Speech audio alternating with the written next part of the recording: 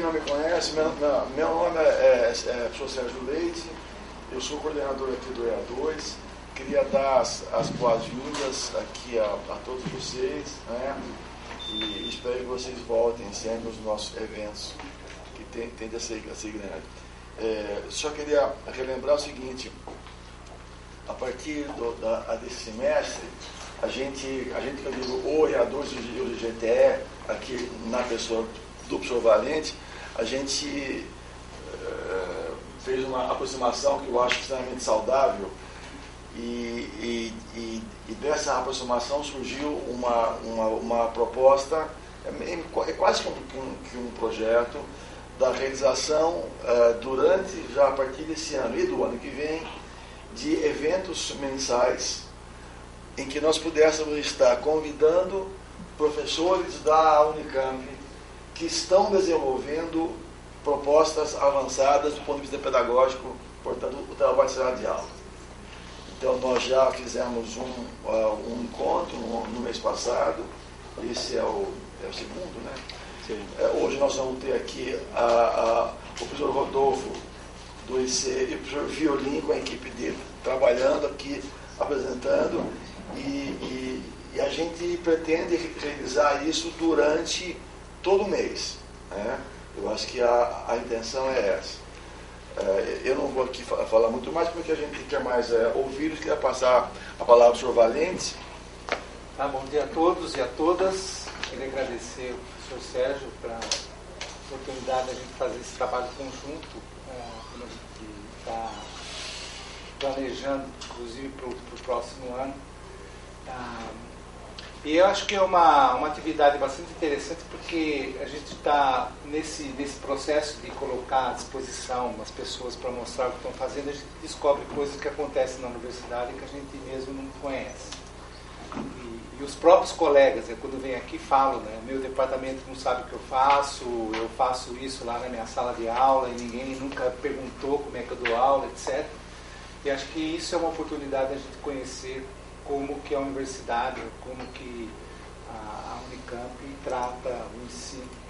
Além disso, essas coisas estão sendo transmitidas, né, online, então as pessoas podem assistir de outros lugares, e logo em seguida essa transmissão a gente faz uma filtragem, vamos dizer assim, um corte do material, então fica disponível tanto a gravação, né, o vídeo, como o material que os professores usam, PowerPoint, ou que seja, na nossa página, que está inclusive linkada também com o EA2. E com isso, então, a gente está criando uma vitrine, né, do que é realmente o ensino, o que acontece com relação ao ensino na Unicamp, nessas diferentes unidades, assim por diante. Então, acho que é uma coisa assim, bastante interessante que a gente poder conhecer os colegas e o que acontece com relação ao ensino na área de graduação. Então, mais uma vez, espero que essa parceria seja bastante produtiva, né, nesse sentido de a gente mostrar o que a Unicamp faz.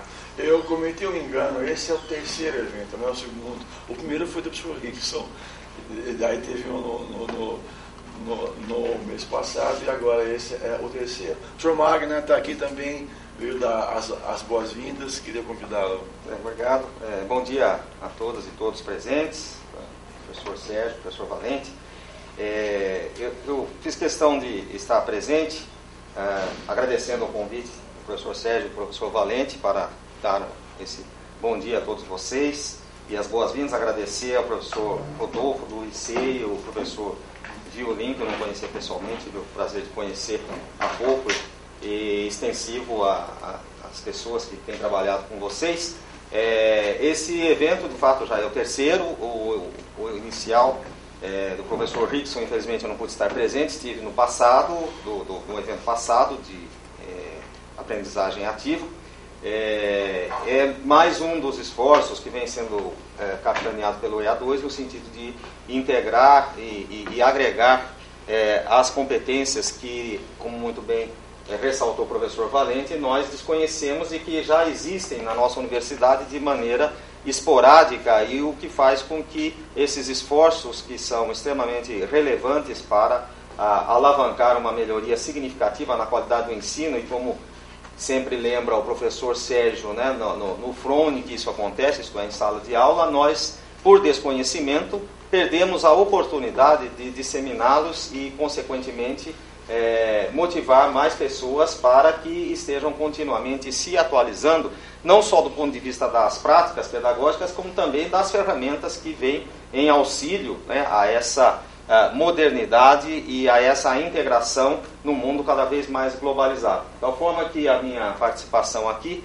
é mais no sentido de dar as boas-vindas a todos os presentes, agradecer os nossos colegas que serão responsáveis pelas apresentações de hoje e, fundamentalmente, dar o testemunho de que esse esforço dos órgãos que são ligados à PRG, na realidade, faz parte de um esforço pleno da atual gestão da reitoria da universidade para que o ensino de graduação, de fato, seja alavancado para a qualidade que nós sabemos que temos condição e temos descoberto graças a esses esforços capitaneados pelo EA2, dos colegas que estão bastante sintonizados com as atualidades necessárias. Então, desejo aí uma boa manhã a vocês todos de trabalho e parabéns mais uma vez aí ao EA2 e ao GGT.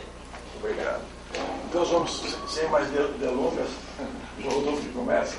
Então, eu ainda vou passar para o senhor Rodolfo e aí ele, portanto, já assume aí o comando. Obrigado.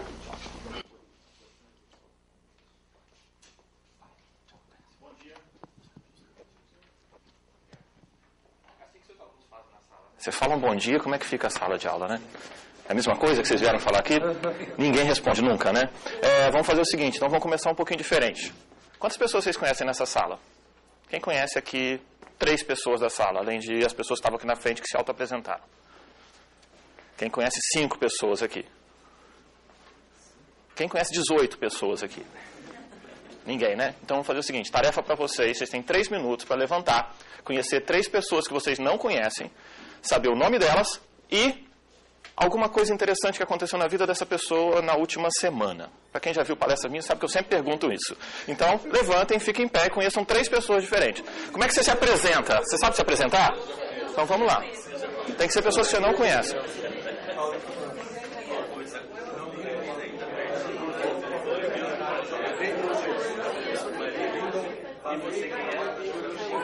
Olá, muito prazer.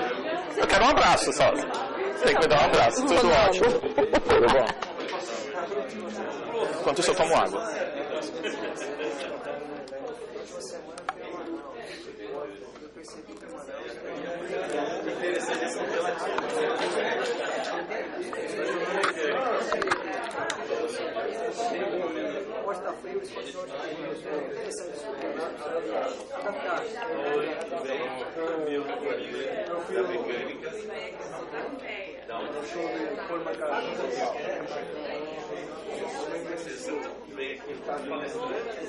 Seu nome? Hein? Diego. E o seu nome? Júlio. É um prazer. Diego. Eu vou usar o nome de vocês daqui a pouco. Só como exemplo.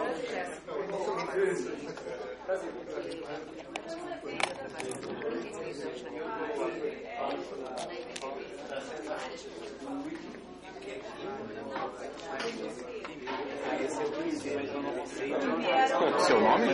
Mainara. Mainara, prazer. Mainara, eu sou Rodolfo. Eu estou perguntando pessoas novas. E eu estou sendo gravado, então você também está saindo na internet. Mainara.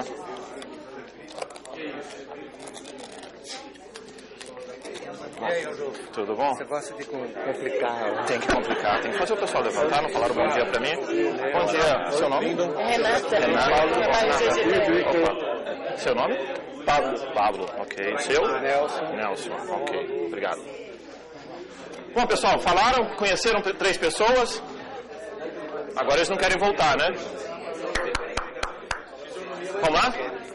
Gostaram disso, né? Bom, Todo mundo ficou.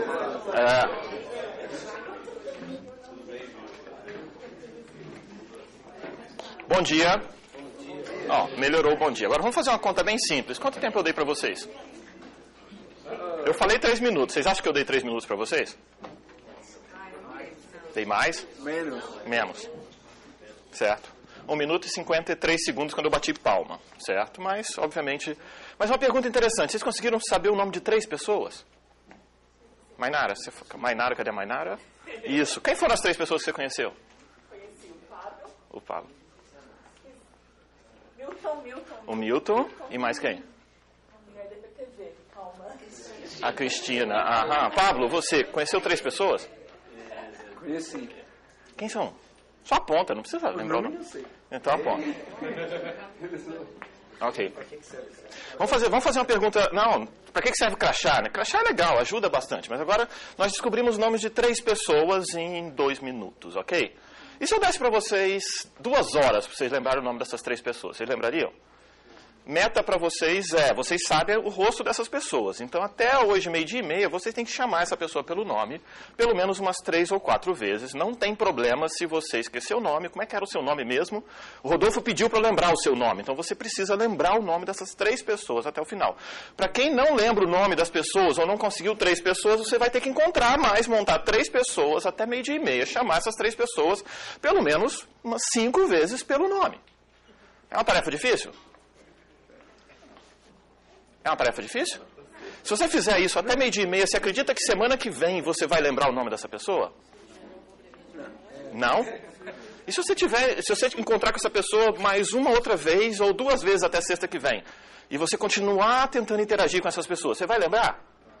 E se você continuar mais ainda, por 4 meses para essas pessoas, você vai conseguir lembrar o nome dessas 3? Eu posso dificultar um pouquinho a tarefa para vocês, já que eu vou dar 4 meses para vocês? Posso?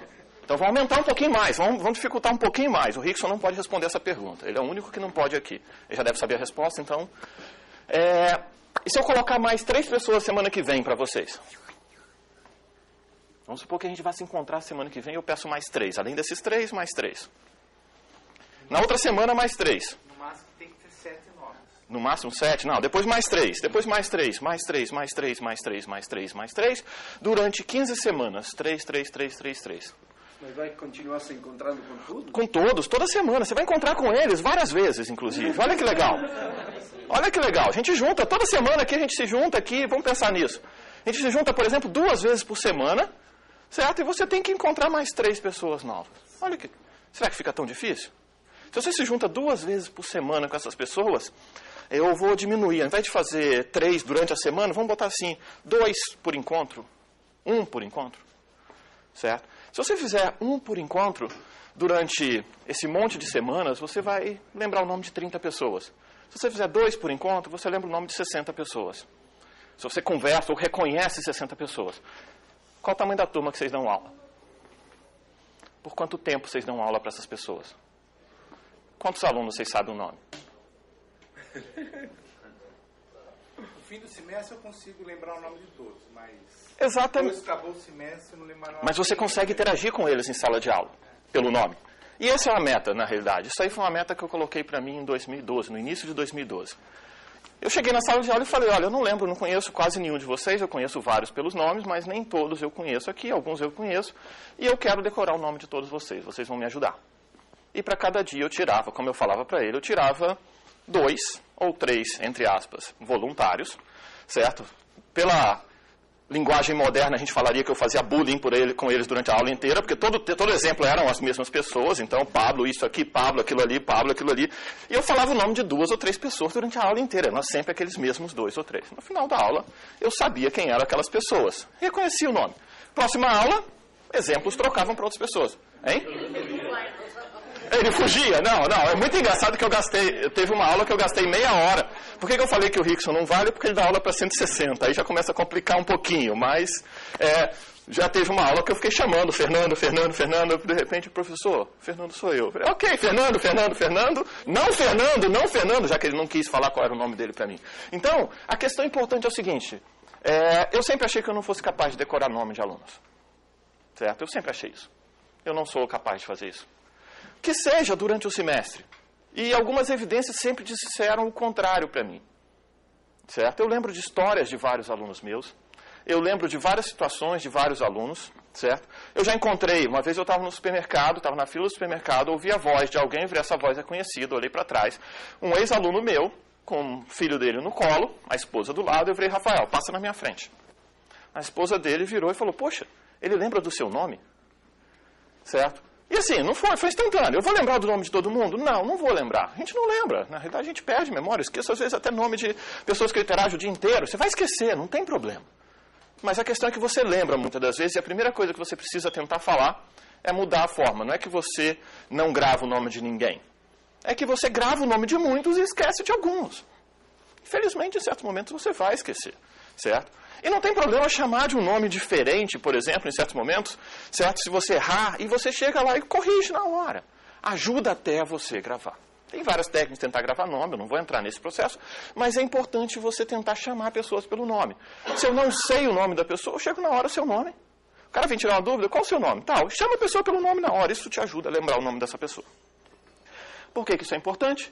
Isso é importante porque na hora que você chama um aluno pelo nome, ele se sente reconhecido. Ponto positivo pra gente. As mães da década de 90 têm péssima criatividade. Chama Rafael, a sua sala vai encher de gente. Começa a falar, tem vários nomes repetidos. Então sua vida facilita um pouco. Tá? Em especial, turmas de laboratório, eu criava um grupo de Vitor. É muito fácil. Tem um Vitor, tem outros dois juntos, certo? Você também tem que tentar facilitar a sua vida. Outra forma é você falar, um grupo tem Vitor, Rafael e Gabriel. Aí você pega outro Vitor, outro Rafael, outro Gabriel e forma outro grupo. Tem um Vitor, o outro é Rafael e Gabriel. Já facilitou a sua vida. Quer dizer, você pode pensar e facilitar um pouco, certo? Então, não precisem pensar que é algo tão difícil. E um pouco esforço, você lembra o nome de metade dos seus alunos, certo? Não é tão complicado assim. Basta você direcionar o seu esforço nessa direção, certo? Então, começando aqui o nosso teste para ver se isso aqui funciona. Eu acho que ele acabou de desconectar. Então, a gente vem para cá. Tecnologia é aquilo que... Não, desconector, eu apertei a letra errada. Certo, desculpa. Era um slide em preto mesmo. Ele estava certo. Ok. Aprendizado é aquilo que fica depois que você esquece o que te ensinaram, né? Essa frase, eu adoro essa frase, mas porque eu dou 2 matérias em seguida para os meus alunos, certo? Eu dou uma matéria teórica e no semestre seguinte é uma matéria prática.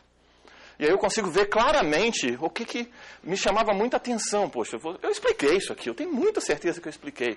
No fundo, depois que eu passei a gravar minhas aulas, era óbvio que eu tinha explicado aquilo, porque eu tenho um vídeo mostrando que eu expliquei. Então parecia muito fácil, né?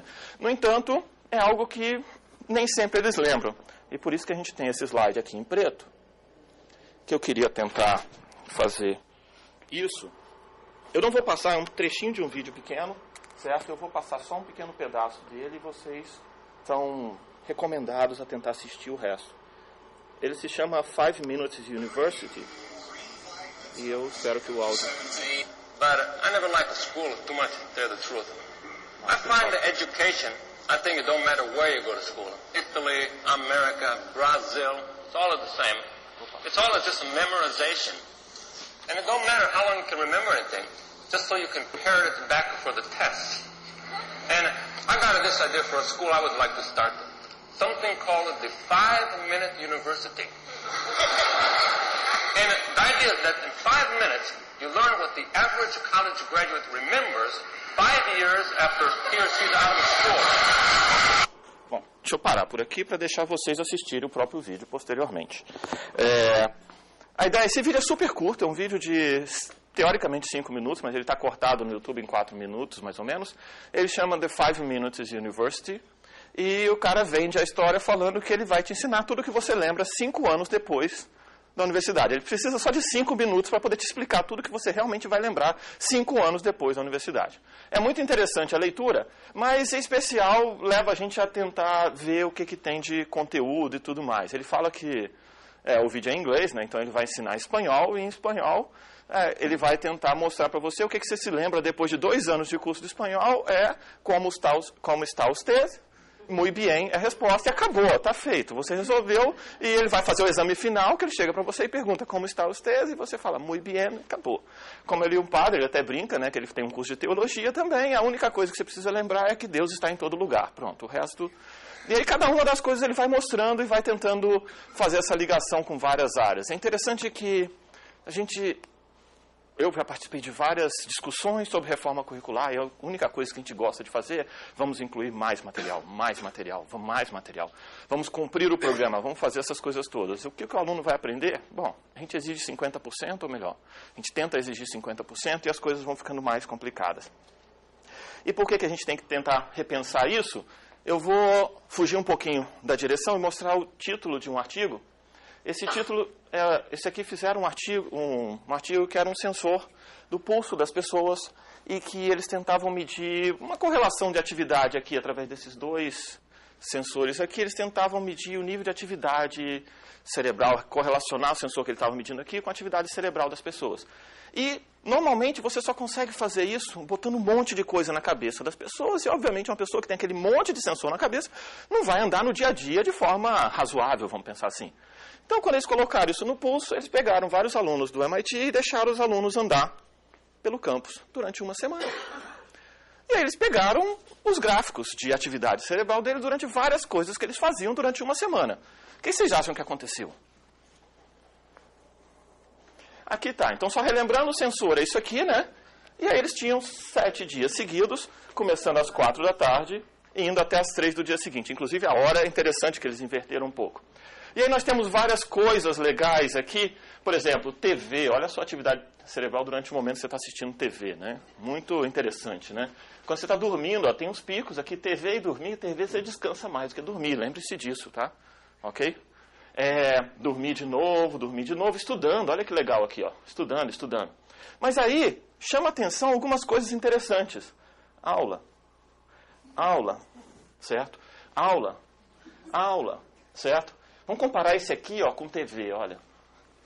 É mais ou menos isso, certo? Então, é uma das coisas que eu gosto de usar bastante como motivação. Sua atividade cerebral sentado naquela sala, a meia luz, assim, passando alguma coisa, é quase uma TV, né? Ao vivo, mas quase uma TV, certo? Por outro lado, fazendo exercício, atividades de laboratórios, tá vendo? Olha, atividades de laboratório, exercícios, olha, vocês fazem bastante coisas. Lembra o ânimo de vocês quando vocês chegaram aqui? Eu falei bom dia. 2 pessoas me responderam. Vê se pode, né? E aí, vamos pular mais um pouquinho, um outro slide. Eu faço parte do comitê da CAPES de avaliação e em 2013, ano passado, a gente trouxe 4 membros estrangeiros. Esse aqui é o John Hopcroft, ele já ganhou o Turing Award, que é como se fosse o Nobel da computação. A gente trouxe esse pessoal para poder avaliar, certo? Ver apresentações dos nossos programas nota 5, 6 e 7 da CAPES, e um foco muito em pesquisa. E eles montaram todo um monte de coisa lá, e no final tinha um documento interessante, está na CAPES, disponível lá, com recomendações. A terceira recomendação dele era Excellence in Teaching. E a ideia geral, e tem mais detalhes sobre isso, mas se você não contrata pessoas que sabem ensinar muito bem, você não está formando a sua próxima geração de bons pesquisadores. Então, esse é um ponto muito crítico para você, certo? Essa é uma coisa bem importante, me chamou bastante atenção. Inclusive, a prioridade que eles colocam isso, certo? O nível que eles colocaram entre os 7, certo? Eles colocaram logo bem para o início, certo? Vale a pena a leitura desse documento. Eles estão recomendando que houvesse... Tem recomendações gerais, certo? Inclusive para o sistema brasileiro, certo? Se você olhar, a gente não tem isso, certo? Quer dizer, a gente, depois de olhar e assistir a apresentação dos nossos programas de pós-graduação 5, 6 e 7, eles notaram, nós não temos competição por talentos intelectuais entre as universidades. Todos aqui foram contratados pela Unicamp, nunca pensaram em trocar a universidade, talvez tenham vindo de outra, mas o geral é que você é contratado pelaquela universidade e fica, certo? A gente tem análise muito numérica em vários níveis, né? Então isso é uma coisa que acontece.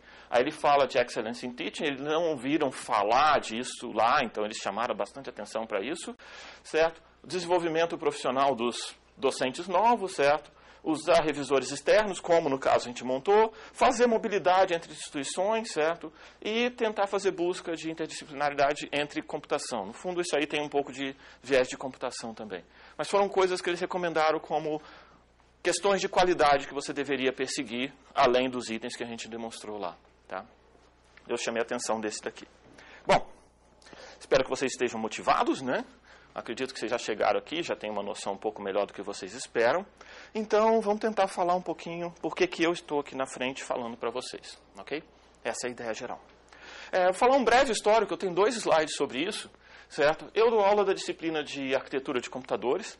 E o grande problema dessa disciplina que eu falo é que a gente tem muitos diagramas, muitas coisas de circuitos de computadores lá dentro que eu tenho que tentar explicar para os alunos e tentar colocar para eles entenderem essa parte. São diagramas imensos e isso continuamente, eu troco o diagrama, vai para outro. Então, é um volume muito grande de dados.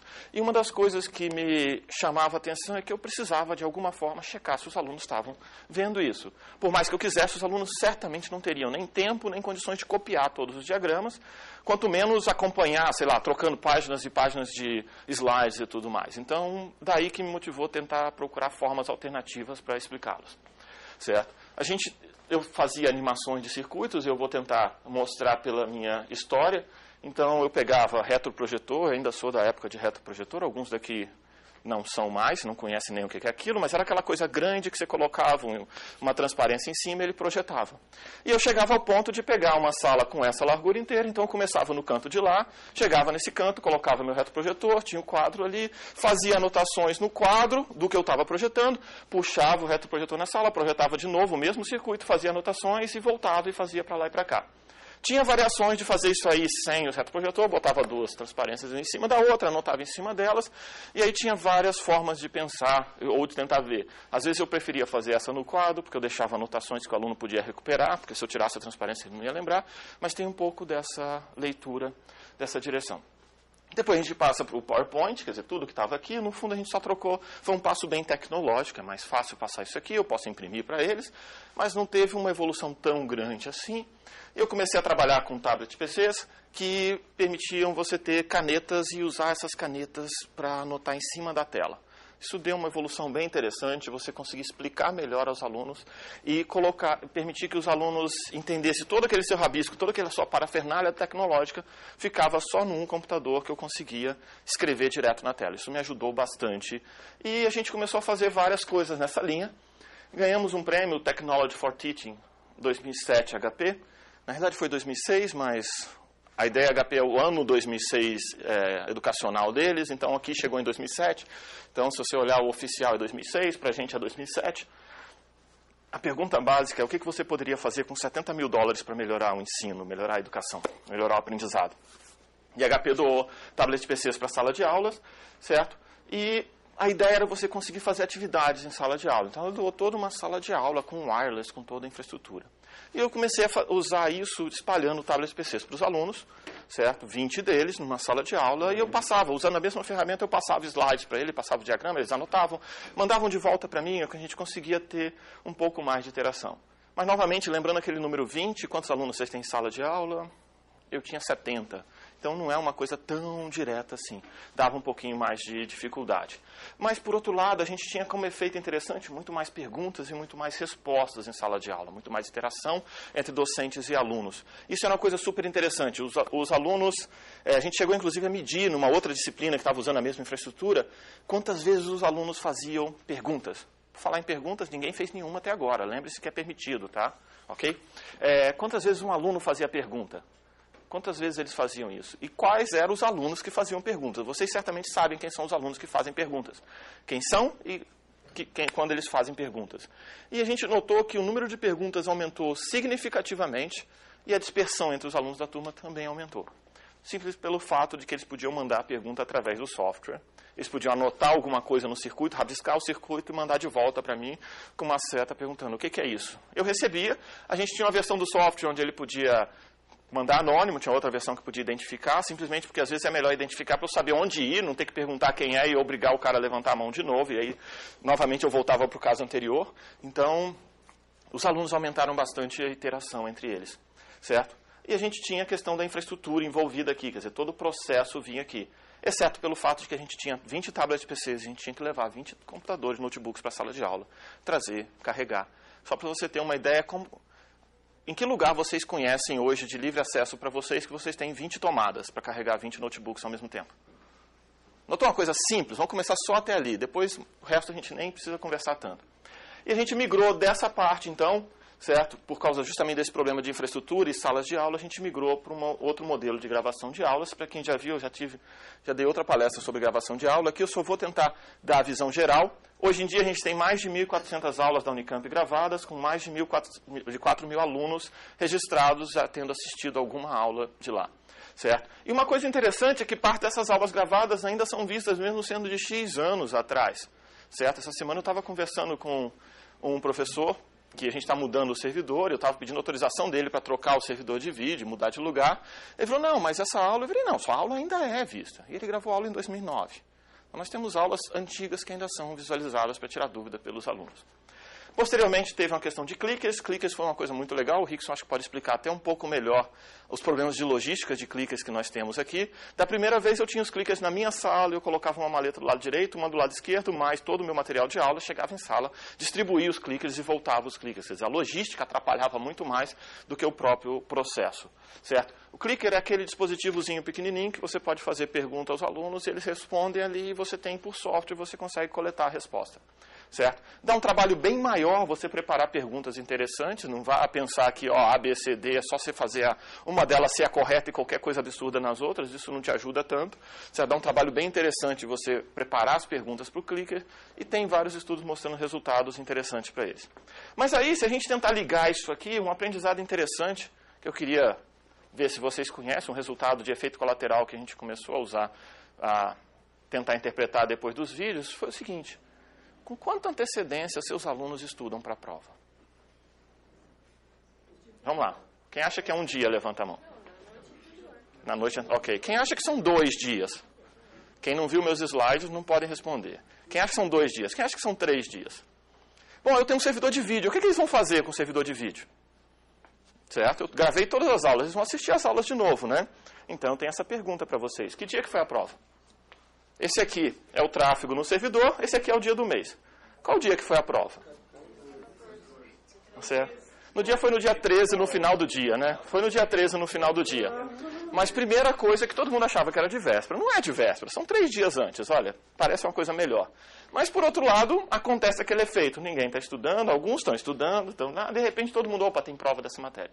E a gente tem que resolver todo o processo.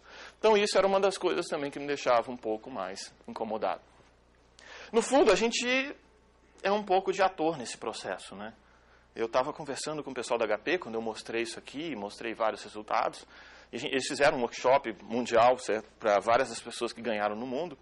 E quando eu falava isso, eles achavam super estranho, assim, pesado. Por que seus alunos não estão se engajando mais? Aí, num dado momento, veio na minha cabeça comentar para eles que nossos alunos ficavam em torno de 26 horas por semana em sala de aula. Então imagina, se o cara tentar assistir mais 26 horas de aulas regravadas aqui, ele já vai gastar 52 horas por semana. Quer dizer, nossos alunos não têm tempo no dia para fazer todo esse processo. Nós temos uma culpa nisso, que a gente bota os nossos alunos em sala de aula por muito tempo. Eles não deveriam estar lá tanto tempo em sala de aula. A gente gostaria que eles fizessem. E principalmente se a gente ligar isso aqui com aquele gráfico lá no início da atividade cerebral deles em sala de aula. Talvez a gente esteja deixando os alunos descansarem em sala de aula para eles estudarem depois, não sei. Mas tem um processo aí que a gente tem que começar a reolhar. Nossos alunos ficam muito tempo em sala de aula. Certo? A gente deveria repensar como a gente pode fazer isso. E aí vamos falar um pouquinho mais sobre arquitetura de computadores, que é o nosso objetivo hoje. Certo? Esse aqui é um dos diagramas, certo? Que eu começo explicando para os meus alunos, certo? Isso aqui é a parte de dentro de um processador produzido em 1985, certo? Se você pensar que a computação evoluiu desde 85 para cá, você deve pensar que as coisas começaram a ficar um pouquinho mais complexas, certo? Então, esse é um dos diagramas mais simples, a gente fala sobre ele na graduação.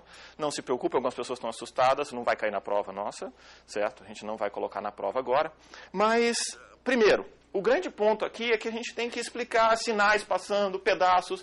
A gente divide isso aqui em 5 pedaços, 1, 2, 3, 4, 5. A gente estuda cada um dos pedaços, fases, a gente mostra como isso pode ser quebrado, tudo mais. Um grande ponto importante para vocês lembrar aqui é que a gente chama isso aqui de pipeline. É o jeito que o processador executa instruções, então a gente chama de pipeline. E esse pipeline, como eu mostrei aqui, tem 5 pedaços. Então a gente chama de um pipeline de 5 estágios. É isso que os alunos vão estudar, boa parte do livro dele, um pipeline de 5 estágios. É dos mais simples que a gente vai ter, mas a gente consegue estudar, explicar os conceitos deles todos aqui. E através disso aqui você consegue rodar um programa de computador e eles conseguem fazer tudo isso, inclusive no celular e qualquer outro dispositivo posterior. Essa era a ideia principal. Então, em arquitetura de computadores, no caso do nosso curso de engenharia de computação, a gente tem duas disciplinas, uma teórica e uma prática, certo? Na disciplina teórica, uma das coisas, eu sempre usei o modelo tradicional, é uma das disciplinas que eu pretendo mexer um pouco mais, mas eu queria dar a noção dela, porque eu vou falar hoje na disciplina prática especial, certo? Mas eu tentava colocar algumas atividades a mais em sala de aula, em especial o que eu chamava de exercício do capítulo, pelo menos. Pelo menos uma atividade, uma aula do capítulo, onde esse cara tem que fazer algo diferente, que não é passar um monte de slide na frente da sala. Então, um exemplo que eu gosto de falar muito é, suponha que você tenha 20 músicas em seu computador e queira gravá-las no CD. Quanto tempo você vai gastar? Suponha que você tenha 20 músicas no seu computador e queira gravá-las no CD. Quanto tempo você gasta? Não sei, uns 5 minutos, 10 minutos? 5 minutos, 10 minutos. Por que você acha isso? Pensando em como eu gravo as fotos do laboratório pelo Nero, sabe? Ah, entendi. Certo. Ok. Certo. Seu nome? Ricardo. Você, quanto tempo você acha? Depende. Isso tem uma coisa interessante. Na realidade, numa das primeiras aulas dessa disciplina, eu falo para eles que boa parte das minhas respostas vão ser 32 ou depende. Certo? Boa parte das respostas dele. E eu falo para eles que 32 vai ser a resposta de alguma das perguntas da prova. Tem muita coisa com 32 nessa disciplina, tá? 32 é 2 elevado à quinta, a gente gosta muito de potência de 2 em computação, então tem muita coisa. O problema é que eu não falo qual pergunta da prova que vai ter a resposta 32, mas depende também a outra. Mas uma questão muito importante que eu gosto de chamar a atenção aqui é que eu praticamente não dei dados, exceto por falar que eu tenho 20 músicas, o resto eu não falei nada. Quantas músicas cabem dentro de um CD? Depende. Por que depende? Do tamanho da música, tem um monte de coisa assim, certo? Depende do tamanho da música e tudo mais, certo? Então, vira aluno e pergunta, poxa, mas quanto tempo tem uma música? Quantos de vocês proíbem seus alunos de usar celular em sala de aula? A minha resposta é, eu duvido que nenhum de vocês tenha uma música no seu celular e não consiga olhar o tamanho dela. Aí o cara vai pegar o celular e vai olhar, poxa, é uma coisa super simples, ele tem um celular lá, ele sabe o tamanho da música, ele sabe quanto tempo tem uma música. Todas têm o mesmo tamanho?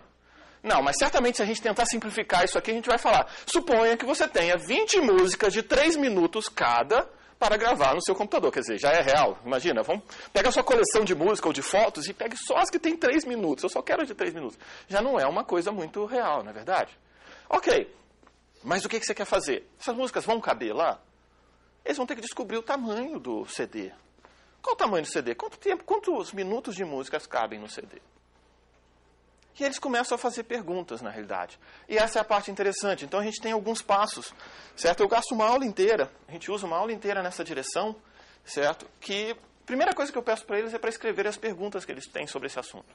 Eles não tem que resolver o exercício. Vai escrever as perguntas. Me faça perguntas. Eu não vou falar para você fazer em voz alta, cada um faça as suas perguntas, certo? E aí, eles montam um lote de perguntas, certo? E eu simplesmente pergunto na sala, quem tem uma pergunta, quem tem 2 perguntas, quem tem 3 perguntas, quem tem 5 perguntas, quantas perguntas? E eu tento montar um histograma, certo? Normalmente vai algo entre 3 e 11, certo?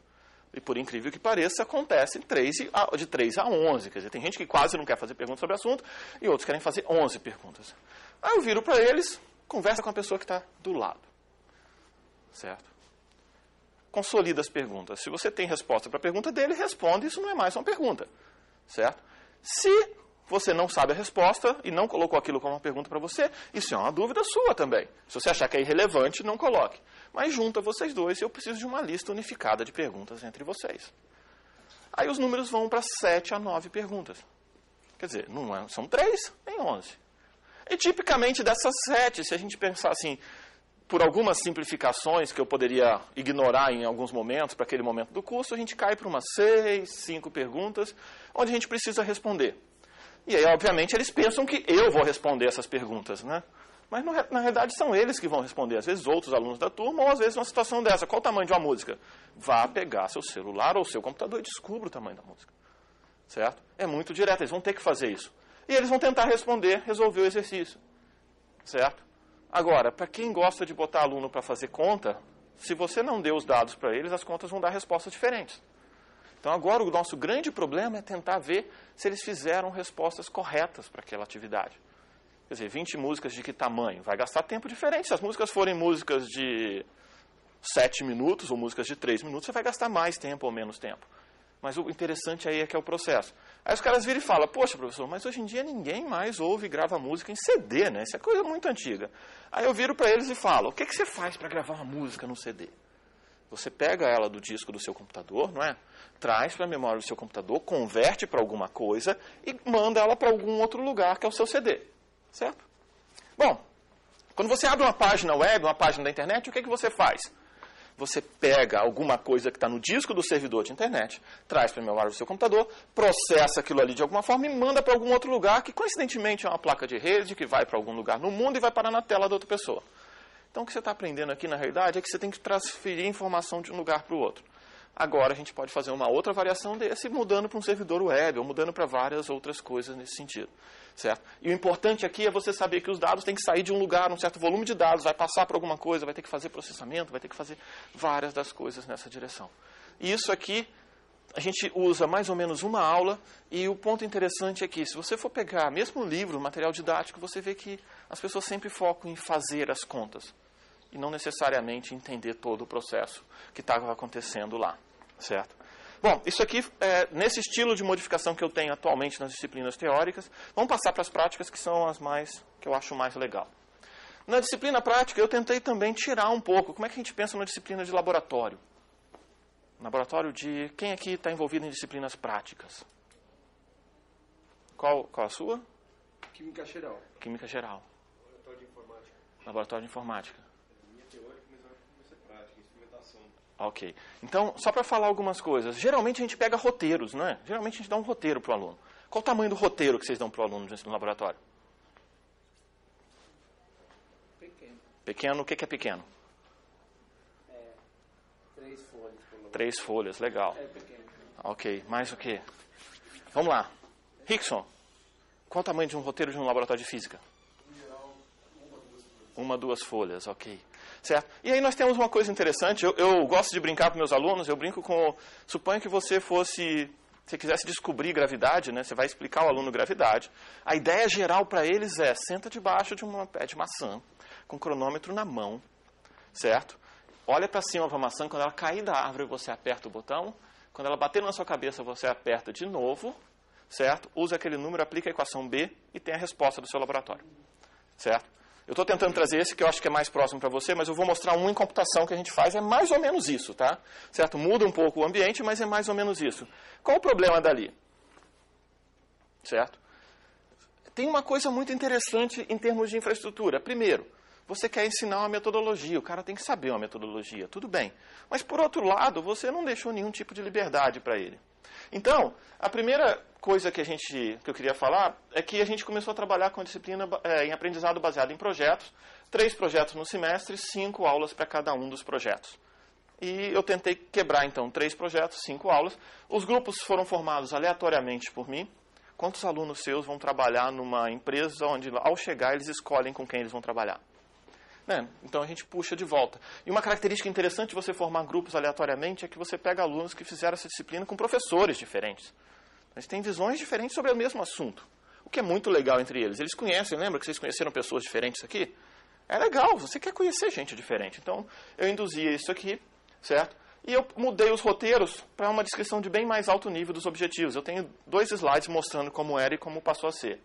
Na aula 1, eu dou 4 horas para o aluno fazer o roteiro do experimento. Eu não dou o roteiro mais para ele. Eu falo, você está aqui por 5 aulas para fazer isso. Acabou. Eles não têm roteiro. Eles vão ter que montar, eles vão ter 4 horas para montar o roteiro. Certo? Essa é a primeira mudança mais radical que eu acho.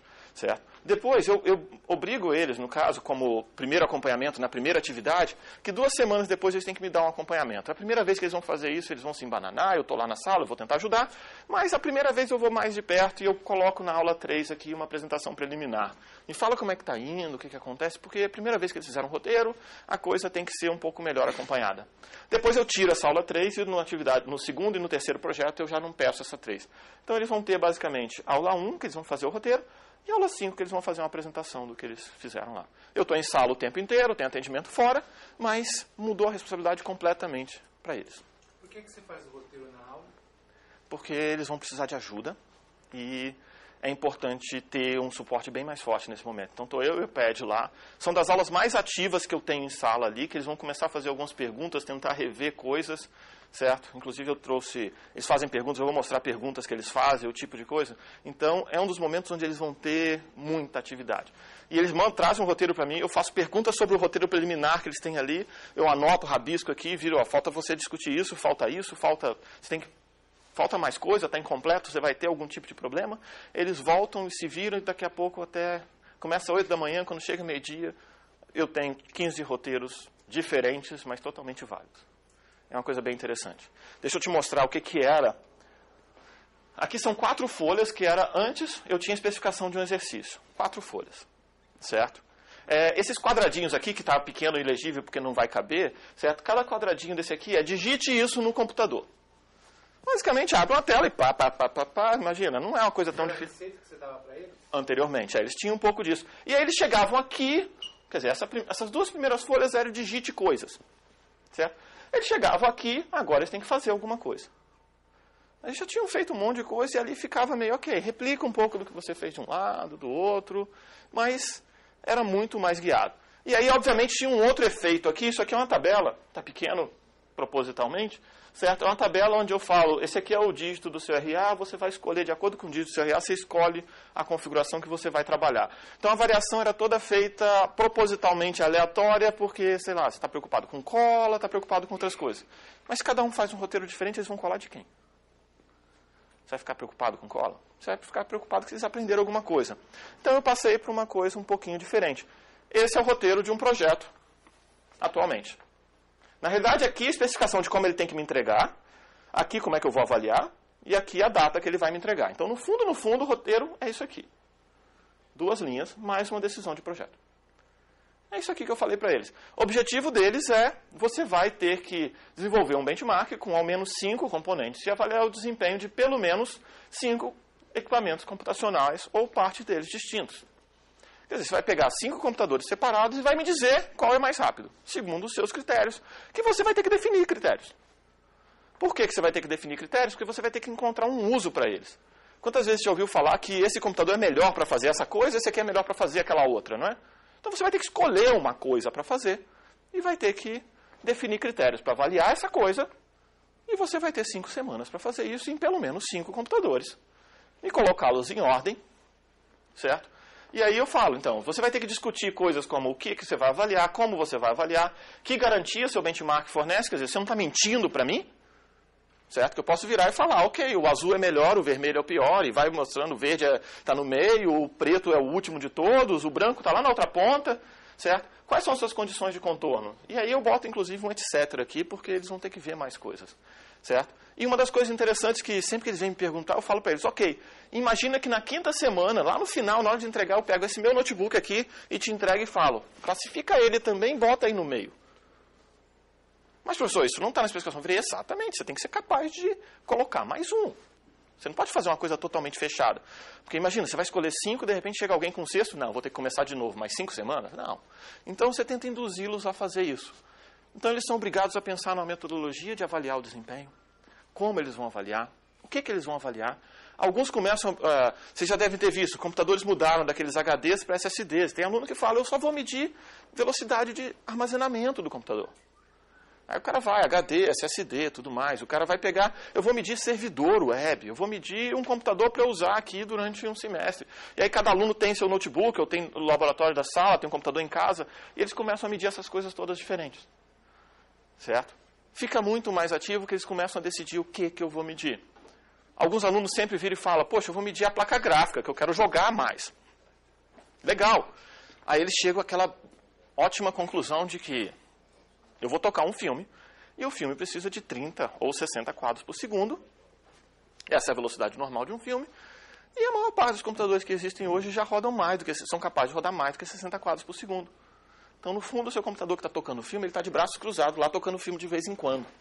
Logo, você não vai conseguir medir tanto o desempenho. Então, eles caem em situações parecidas com essa, onde eles vão ter que descobrir uma outra técnica de medir a mesma coisa. Eles vão ter que medir. Falar que todos são iguais? Será que eles são?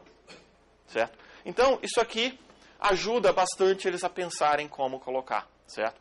E a ideia, eu migrei todos os experimentos para uma simples especificação. Ponto. Diga.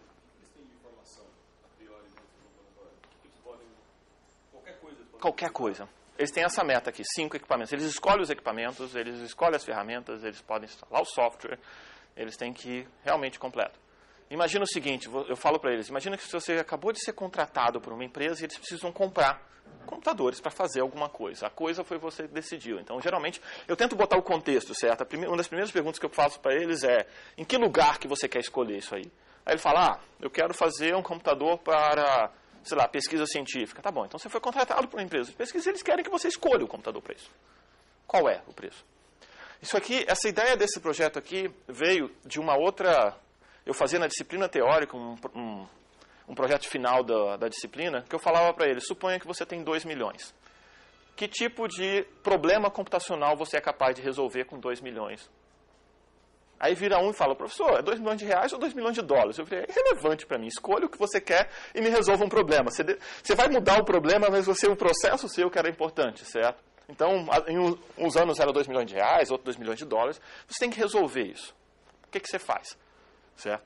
Então, essa é a ideia. O problema é propositalmente aberto. Dá mais trabalho para corrigir? Aparentemente, sim. Mas se você pensar no seu guideline, o objetivo principal era ter 5 equipamentos classificados em ordem de desempenho. O erro mais comum no relatório preliminar deles é que eles não botam em ordem.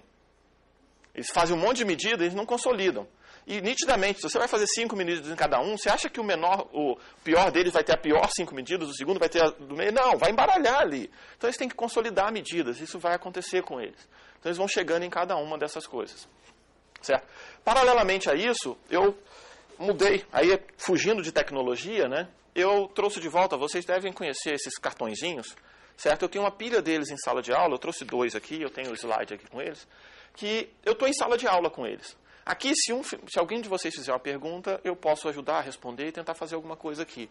Mas como tem muita gente em sala e eles não estão todo mundo prestando atenção, é uma disciplina de laboratório lá na frente, toda vez que alguém faz uma pergunta, como você fez uma pergunta agora, a gente vai, modeling é uma coisa interessante, você fez uma pergunta para mim, não fez? Então você vai escrever a pergunta aqui, deixa eu te dar um em branco, porque se eu te der um preenchido não vai. Você vai escrever a pergunta e a resposta, sobre a sua própria palavra. E eu faço isso com todas as perguntas que aparecem em sala de aula. Então o aluno vem fazer uma dúvida comigo, eu peço a ele, oi. Não, ele vai escrever agora. Agora, e você acabou de ganhar mais uma. Você escreve a pergunta que você acabou de fazer para mim, essa hora, para escrever a pergunta ali e escrever a resposta. E eu tenho uma... olha quantos que eu trouxe aqui, tem mais aqui. Oi? Isso não é bullying, certo? Na realidade, você pode pensar que os alunos vão parar de fazer perguntas, mas isso não é verdade, certo? Isso não acontece, certo? Deixa eu falar algumas perguntas para vocês, eu trouxe 2 delas aqui. Aqui tem uma outra coisa, né? Como contabilizar a influência de um processador superescalar? Isso é uma pergunta deles. E aí, isso aqui surgiu, lembra que eu falei para vocês daquele pipeline? Quantos estágios tinham? 5, né? Ok. E ele era de que ano? 85. Depois disso, uma das técnicas que surgiu para acelerar o computador se chama processadores superescalares. É uma da forma, ele roda mais de uma instrução por vez. Aquele primeiro era de uma em uma. Certo? E aí ele precisa, como ele estudou um processador escalar, ele precisa descobrir o desempenho de um superescalar, que é capaz de rodar mais de uma por vez. Certo? Então, o que ele precisa fazer, ele não sabia como fazer isso, ou não lembrava, veio me perguntar. E a resposta é, você tem que identificar instruções que podem entrar no pipeline juntas, ou seja, aquelas que não têm dependência uma da outra, que você pode fazer ao mesmo tempo. 2 coisas ao mesmo tempo. Ok, isso aqui veio para um cartão, inclusive é um dos cartões que eu tenho aqui, provavelmente, certo? E fica ali no canto, eu deixo uma pilha na frente da sala, os alunos podem consultar ali. Às vezes tem muita pergunta ao mesmo tempo, você está com uma fila, mas eu deixo os cartões ali do lado e ele consegue tirar dúvida até no próprio cartão. Eu já experimentei no passado fazer isso via internet, tem uma página toda bonita, toda cheia de coisas lá. Demora mais, porque eu vou ter que responder, certo? Eles vão fazer a pergunta e eu vou ter que responder, eles não vão lá consultar. Então, em sala de aula, funcionou muito bem. Está ali no canto, vários fazendo ao mesmo tempo, e está tudo aquilo lá. E tem um outro efeito interessante, é que os alunos acreditam que se as perguntas estão na internet, eu posso consultar a qualquer momento, e ele acha que a pergunta dele vai ter sido feita por outro aluno, e de repente não foi.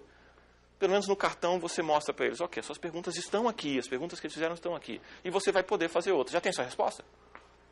Não tem a resposta, olha. Isso é uma das coisas que acontece. Eu não deixo eles saírem de sala se não tiver resposta. Inclusive o café você não toma se você não tiver resposta. E aqui, outra coisa interessante, como contabilizar um pipeline de 3 estágios, quando não existe um para MIPS, que é uma outra coisa interessante. Você estuda um processador de 5 estágios, eu falo, agora você tem que fazer uma atividade de laboratório, é um outro projeto, né? Você tem que fazer algum de 3 estágios.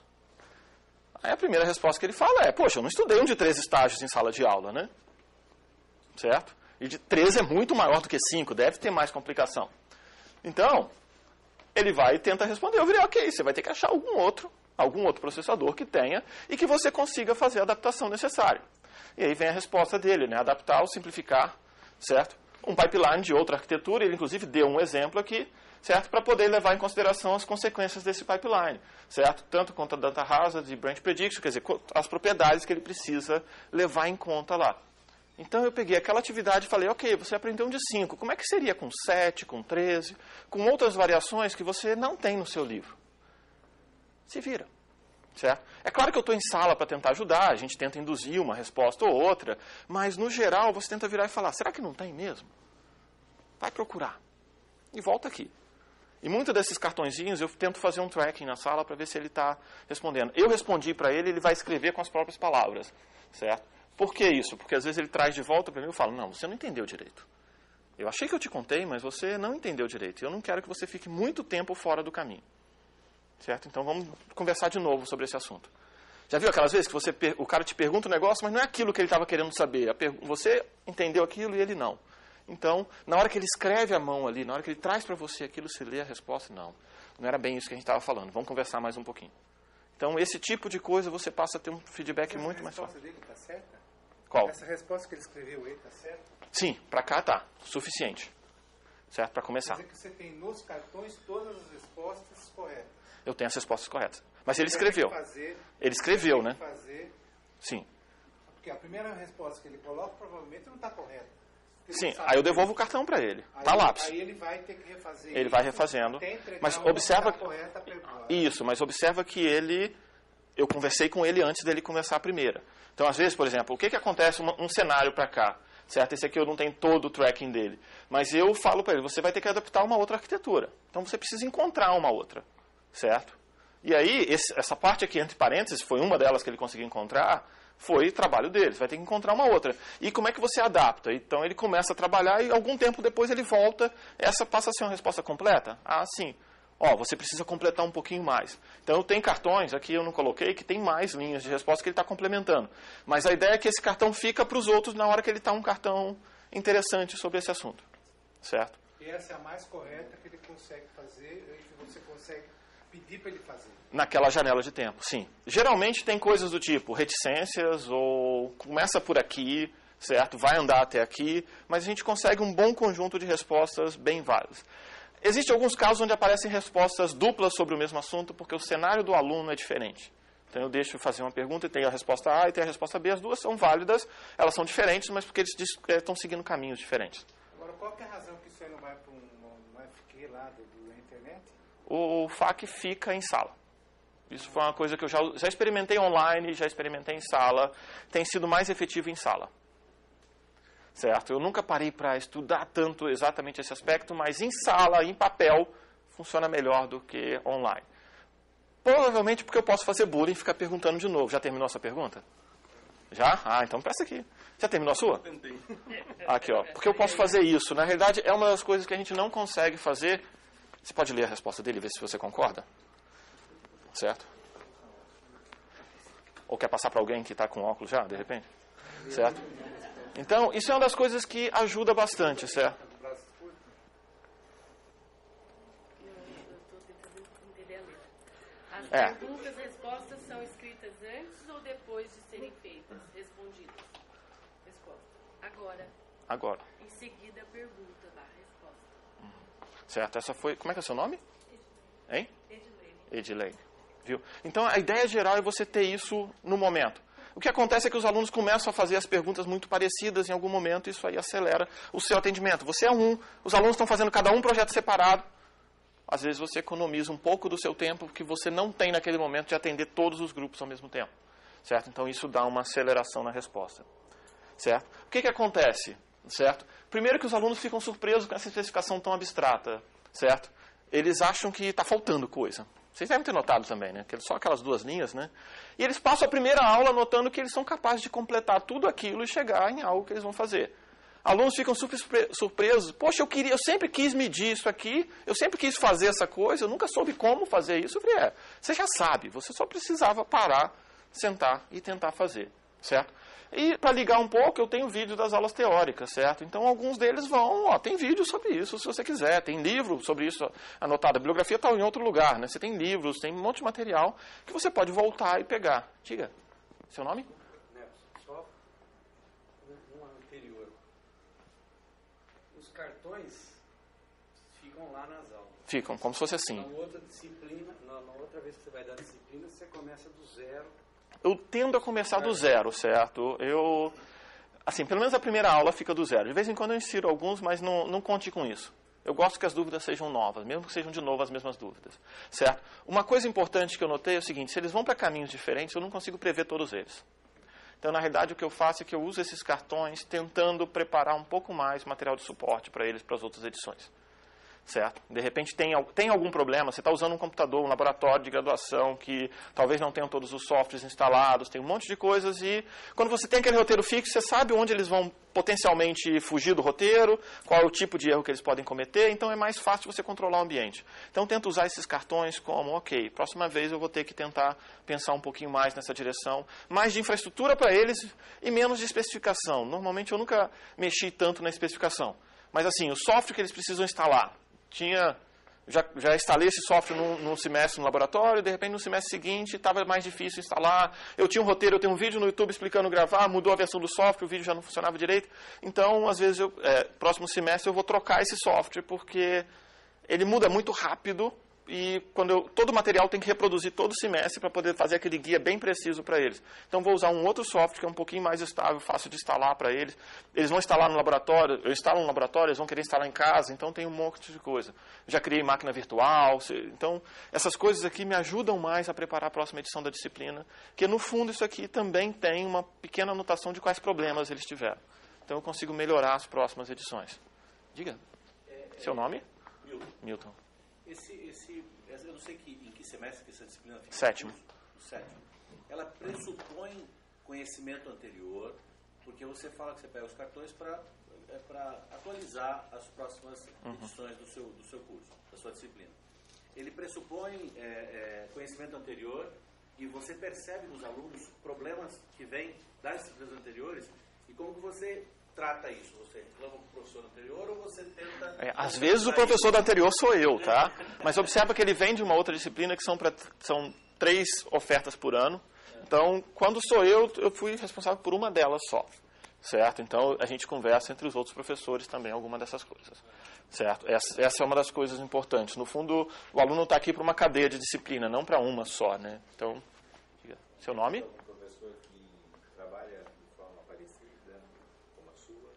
Essa aqui é só uma. A disciplina prática é só uma. Na verdade, são múltiplas turmas fazendo simultaneamente, certo? Então, eu tenho sido responsável por ela desde 2007, eu acredito, exceto 2010, quando eu fui fazer um pós-doc. Então, tem outras variações de outras disciplinas usando técnicas parecidas, essa é a ideia, essa é a resposta. Mas é um pouco do estilo que, o quanto você consegue convencer pessoas a mudar o estilo já ainda é um pouco de problema. E aparentemente depende muito da dinâmica do professor, né? Você Sim. tem uma dinâmica toda. Isso funciona maravilhosamente, né? Não, tem esse efeito, No fundo, é uma das coisas que eu tenho mais para frente para falar. Quer dizer, sou eu, é o estilo, são os alunos que se motivaram, eu consegui cativá-los antes, tem todo o pacote que está ajudando a funcionar. Mas será que é... O que mais? E a impressão que dá é que é cativante. Cartão. É cativante? Então, ótimo, positivo. Certo. Por que eu anoto isso? Por que a gente faz isso? Porque ajuda um pouco, sim. A pessoa tenta recapitular o que ela perguntou. Isso é uma coisa importante, certo? Bom, a infraestrutura de experimentação, então, ainda precisa ser aprimorada, certo? Quando eles fazem variações, isso aqui é o que eu falei. Quando eles fazem variações, de repente eu não tenho toda a oportunidade para eles fazerem aquelas variações. Mas muitas das vezes eu sento no computador com eles, ok, vamos resolver isso. E a gente chega junto, certo? a gente consegue com isso boas atividades para cada projeto. A gente consegue fechar isso. Só para a gente fazer um pequeno fecho, já estão começando a olhar no tempo, já estourei um pouco. Uma coisa interessante é que a gente consegue fazer um retorno rápido para os alunos, porque muito do trabalho eles acabam fazendo ali em sala de aula, eles vão para casa fazendo coisas, mas eu consigo andar pela sala, eu gosto muito de caminhar pela sala inteira, então eu estou olhando a tela de todo mundo, e embora eles fiquem em frente a um computador a aula inteira, são poucos Facebooks abertos ou coisas assim, certo? E a gente consegue pelo menos notar que eles estão fazendo bastante coisa. A gente tem uma questão de suporte na execução das tarefas e atendimento personalizado. Isso aqui começa a aparecer porque agora não tem uma regra geral para todo mundo seguir. Então eles, eu não preciso me preocupar aqui com essa atividade porque hoje à tarde eu converso com meu colega na outra disciplina, na outra aula e ele vai me explicar. Não é tão verdade mais. Ele precisa se preocupar ali porque ele provavelmente está fazendo uma coisa levemente diferente do outro, certo? Eu gosto disso, então eu já mostrei para vocês que vocês devem conseguir decorar 60 nomes no semestre, ou uns 40 pelo menos, ou mais do que 2, certo? Depende de como você olha. Avaliar, no caso, outra coisa importante, isso aqui é algo que eu quero mexer um pouco para frente. Eu quero avaliar os alunos mais pelo cumprimento do objetivo do que exatamente pela atividade. Quer dizer, eles definiram aquele roteiro na primeira aula, isso é uma coisa que eu tento falar. Vocês definiram o roteiro, tiveram 4 horas para isso, mas se vocês precisarem mudar, pode. Não é uma coisa tão crítica. Se você descobrir uma coisa muito mais legal de fazer naquela atividade de tempo, você pode. Então, a nota deles não é 10 se você fez tudo que você planejou. A sua nota é 10 se você fez uma coisa muito legal, que valeria a pena e que demonstrou que você praticou coisas que você deveria praticar naquela disciplina. Certo? Então, ele não é, sei lá, eu não vou dar uma escala de notas em cima daquele roteiro. Eu vou dar uma escala de notas em cima de uma expectativa de aprendizado geral para aquele tema. Certo? Dá um trabalho maior. E apoio institucional, isso é uma outra coisa que merece um pouco mais de informação. Na realidade, eu brinco que o servidor de vídeo está na minha sala, na verdade isso é verdade. Aqueles vídeos estão todos na minha sala. De vez em quando eles caem, certo? O servidor cai, falta energia, a gente tem suporte, mas o suporte não liga aquele computador, e de repente ele não sobe. E foi um aluno de mestrado que defendeu em 2009, já tem uma empresa dele, está em outro lugar. Às vezes está na China mesmo, ele vai vender a coisa dele na China. E sou eu que cuido do servidor de vídeo. Então a gente tem todo um processo ali ao redor que você precisa, ainda não é sistematizado. Carregar clickers, né? Você já contou aquela do auxiliar dos clickers, né? Certo? Que ele pede, às vezes uma pessoa pede demissão, porque o trabalho é meio demais, certo? E só para falar uma outra coisa que eu quero fazer, eu pretendo no próximo semestre mexer um pouco nessas atividades, para usar uma técnica que eu comecei a ler ultimamente, me parece bem interessante para esse tipo de atividade de laboratório. Em inglês chama Jigsaw Learning, eu não sei o nome dela em português, mas a ideia geral é que você cria grupos baseados em pré-requisitos. Certo? Então, para você fazer uma certa atividade, você tem que saber, para você construir um prédio, você tem que saber fazer fundação, você tem que saber fazer laje, você tem que saber fazer um monte de coisa, certo? Ao invés de você botar um grupo só para fazer o prédio em si, você primeiro cria grupos de especialistas. Então, as primeiras atividades da disciplina vão ser para formar especialistas em temas. Então, você vai criar grupos e esse grupo faz uma coisa que é diferente desse grupo, que é diferente desse. E depois eu pego um aluno daqui, um aluno daqui e um aluno daqui. Isso aqui, a ideia geral é que esse cara, você vai ter um especialista em cada coisa, e esse especialista em cada coisa, você monta um grupo com a combinação de pessoas, de forma que seja capaz de fazer um projeto. Então, as primeiras aulas, eles aprendem coisas bem distintas, e depois eles trabalham de verdade em equipe, tentando complementar a atividade deles. E tem uma coisa interessante, que quando você monta um grupo, geralmente os alunos podem vir ou ser induzidos a pensar que, poxa, eu não preciso me preocupar tanto, que fulano é bom, ele vai fazer o trabalho dele. Agora, se você deixa falar para ele, olha, você vai para um grupo sozinho depois, e você vai ser o responsável por esse pedaço. Você vai ter que levar suas anotações. Eu já fiz isso em algumas atividades à parte, aí, fora de palestras, outras atividades, e era muito legal você ver que a pessoa, calma aí, eu também tenho que saber isso, certo? Isso é a indução. O cara não está, ele está preocupado nos detalhes porque ele vai ter que levar aquilo para frente. Então, a ideia é espalhar o laboratório nas primeiras atividades, fazer um lote de atividades e fazer uma composição de skills. Isso é um pouco o modelo que é usado em escoteiros, por exemplo. O escoteiro ganha aquele monte de coisas aqui. Um escoteiro sabe fazer fogo, sabe fazer fogueira. O outro sabe montar uma barraca. Se você vai fazer um acampamento, você precisa de alguém que tenha aquela coisa de saber montar uma barraca e um outro que saiba fazer fogo, por exemplo. E outro que saiba sei lá o quê. Essa é a ideia, certo? Existe um conceito, inclusive, em tecnologia chamado de micro-badges. São pequenos, certo? Coisas que você coloca para a pessoa. E como é que você faz isso? Você começa o semestre... Com skills, vários skills separados. E eles vão fazer atividades distintas em pequenos grupos. E aí você vai pegar as pessoas que sabem alguns dos skills necessários para os projetos e montar um projeto. E isso vale para o semestre inteiro ou só fica para um projeto? Essa forma ainda estou tentando pensar. Eu não sei se eu vou fazer, por exemplo, a primeira aula do projeto, os skills são separados, depois eu monto os grupos, ou se eu faço uma sequência de um mês de skills distintos, cada aula alguma coisa, e de repente eles vão para os projetos, ainda não está. Eu tenho que parar nessas férias, vai ser bem pensativo nesse sentido. É algo que eu acho que vai ajudar bastante, principalmente por essa questão de embaralhar os grupos. Eu gosto dessa ideia de embaralhar os alunos durante o semestre, sabe? Porque você vai conhecer pessoas novas e você também vai ter formas de pensar diferentes. Diga, Milton. Tem mais papelzinho aqui, vocês não estão... Deixa eu só... Pode... Milton, fala.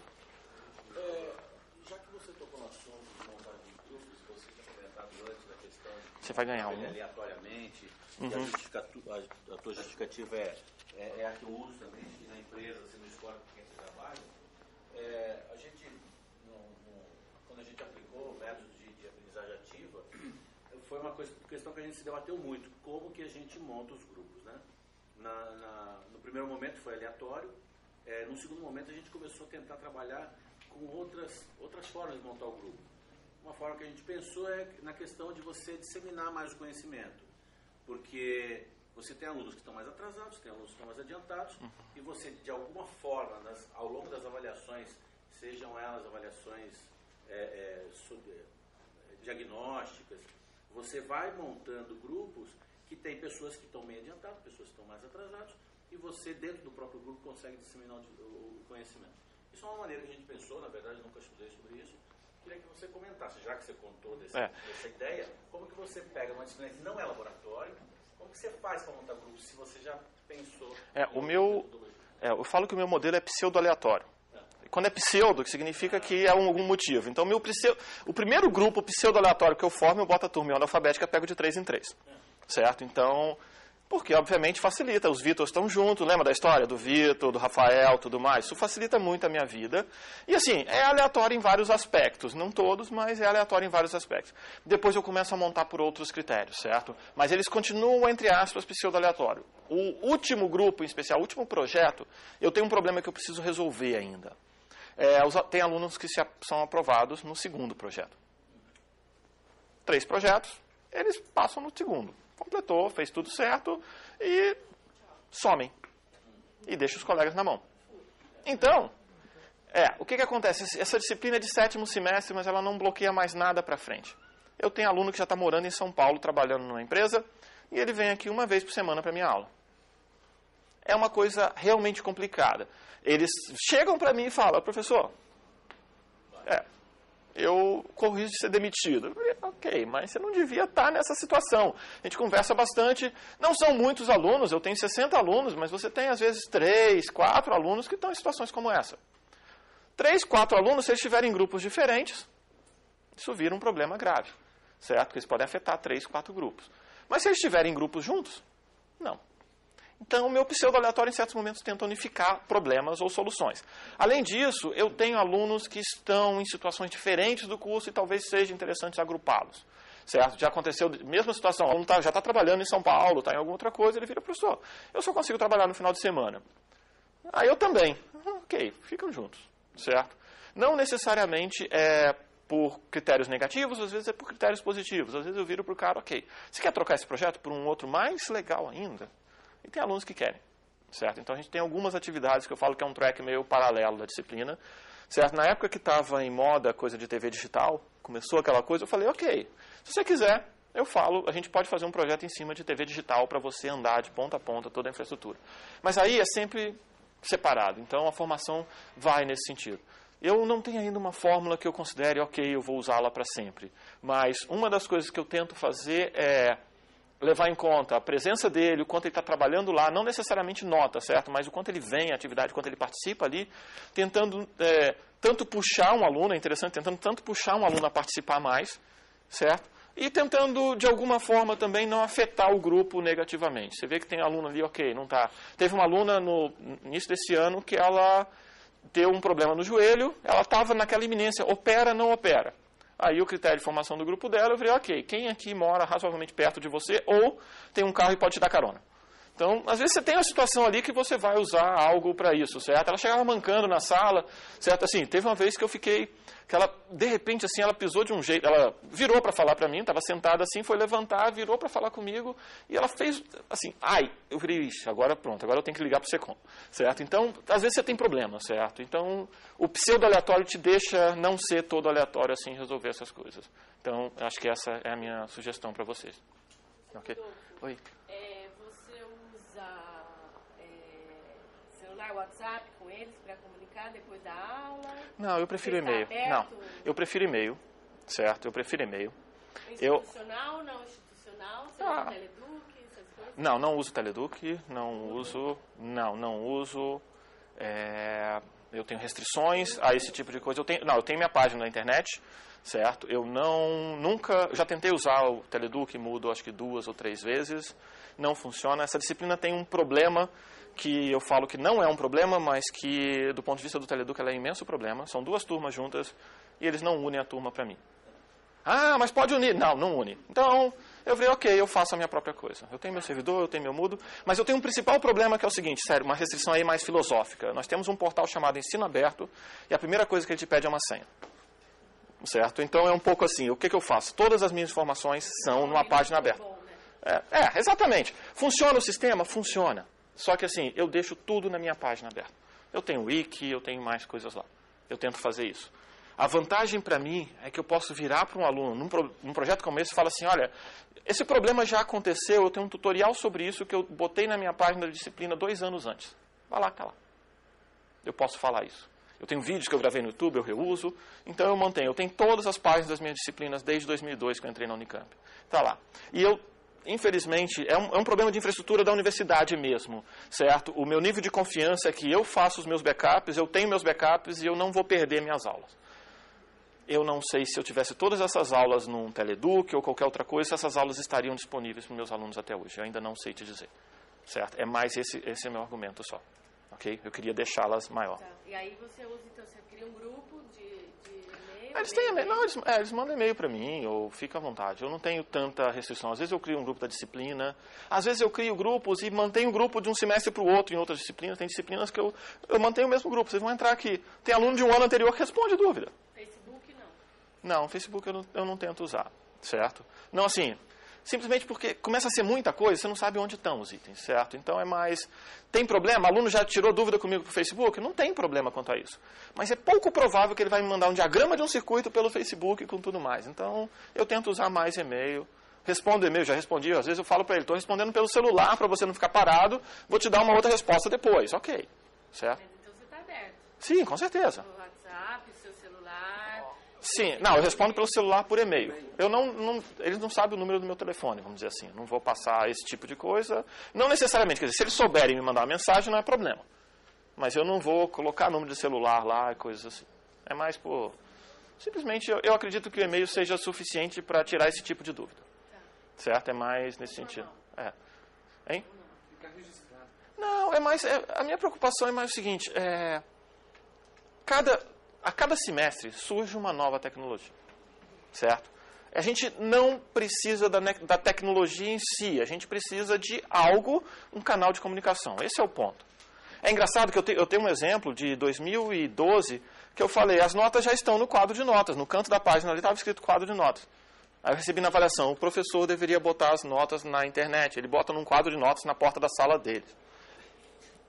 Eu nunca tive um quadro de notas na porta da minha sala. Era uma questão de nomenclatura ou entendimento. E era um link, quadro de notas era um link. Se ele clicasse lá, ele veria. Então, assim, é interessante algumas coisas que acontecem. Talvez você deva mexer na linguagem. Então, eu tenho uma planilha com notas. Está aqui, está online. Certo? Ele pode ver as notas sem problema.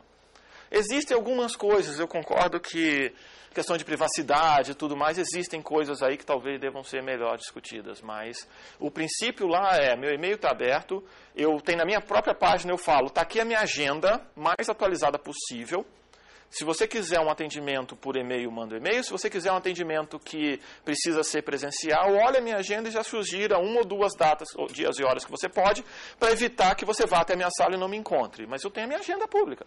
Ela está marcada lá, ocupado, livre, livre, ocupado. Você pode clicar, está na minha página lá, www.iceunicambr/tiorodolfo/agenda.html. Você vai ver minha agenda mais atual possível, certo? Então eu faço isso e eu deixo à disposição. Tem alunos, já respondi alunos uma vez às 3 da manhã de sábado para domingo, certo? Respondi, certo? Não preciso contar para eles que eu estava em outro fuso horário, e para mim isso não era 3 da manhã de sábado para domingo, mas eu respondi, certo? Então esse tipo de coisa pode acontecer, ok? Bom, eu estou estourado no tempo, então só para... A gente depois abre para mais perguntas. Ok, desculpa o atraso.